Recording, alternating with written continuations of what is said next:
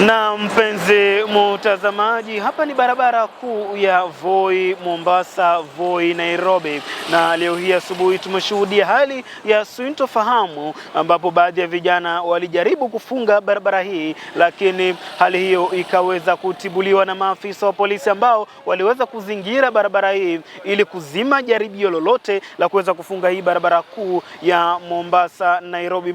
Na ni maandamano tu ya kulalamikia gharama ya juu ya mafuta ambayo yameweza kufanyika kote nchini Kenya.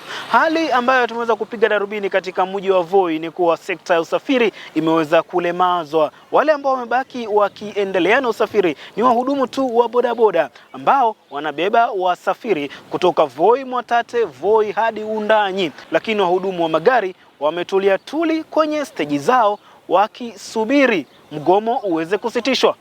Sisi tulikuwa hapa asubuhi na mapema. Watu walikuwa halaiki ya watu hapa, wote walikuwa wamejaa hapa.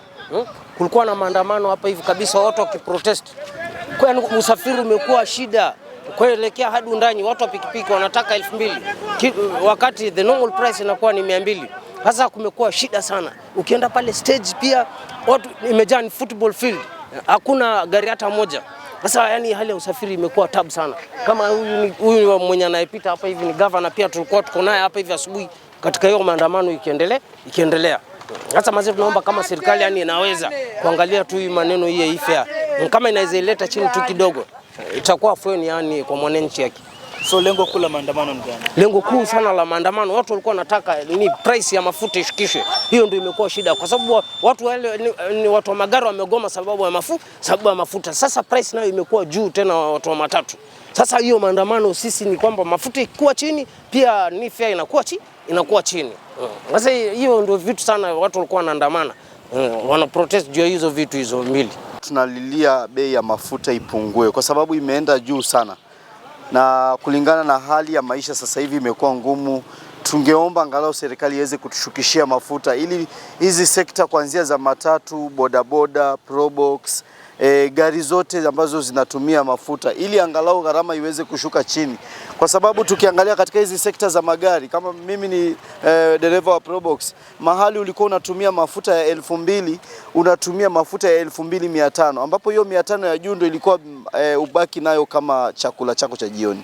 Kwa hivyo tulikuwa tunaomba hasa sababu kuu ya maandamano ni bei ya mafuta, tunaomba ishuke chini. Na ishuke chini hasa zaidi, angalau ifike kama 170 wakati ilikuwa.